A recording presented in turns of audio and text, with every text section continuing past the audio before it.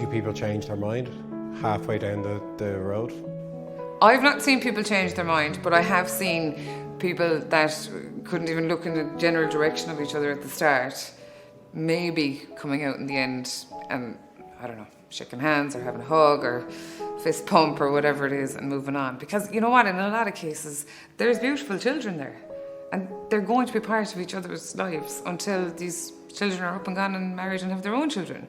So if you can see past, you know, the current anger and disappointment and you know, let downness, for want of a better description of the failed marriage, then you can look forward, because you have to be in each other's lives.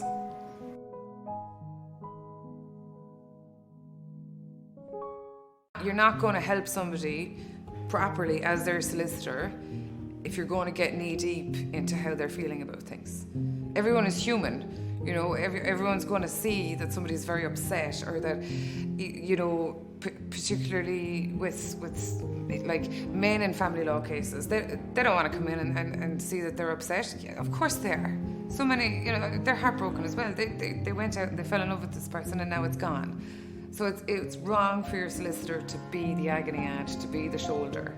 We've got to maintain a certain level of coldness, and that's all in the client's best interest.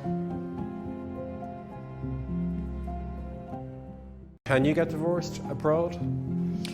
Like a weekend trip to another country and get a divorce? No, you've got to get divorced in the country that you were married in.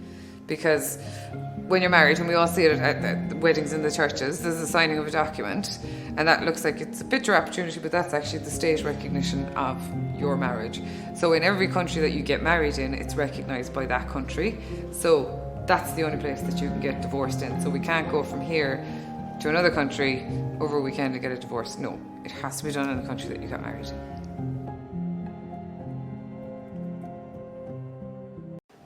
To get through it in the most straightforward way possible. And that's a difficult kind of phrase, because there's nothing straightforward about an emotional upheaval of this size in your life. But what I'm going to say is, don't get bogged down by the small things. If somebody's texting and you know these texts are starting to antagonize, don't reply. Don't engage. It's only a small thing, but it's going to stop a bigger problem forming, because what you say in that is going to be thrown back with regards to access or maintenance or holidays or something going forward.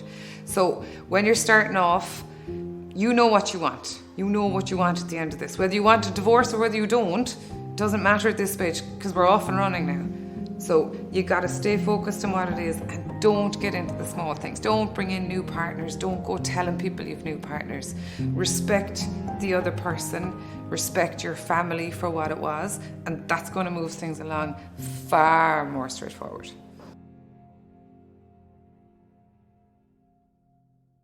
What sort of things or actions slow down a divorce? So the things that are going to slow it down is, and it sounds terribly emotionless, is financial disclosure. That's the big thing, right? If people are saying, oh, I'll get you my financial statements, because all of the divorce decisions is based on provision. So everyone's got to disclose everything that they have. All your bank accounts, all his bank accounts, all her bank accounts. Cars, houses, everything. It's all on the table. And then we look at the division for provision. It rhymes, but it's fact, okay? But other things then on the outside that will start to slow it down will be, maybe if you meet someone else and you're showboating that around the place, the other party could still be quite hurt over what's gone on. You know, antagonising text messages, social media posts, talking to relatives. Don't. It's yourself, and just keep it respectful.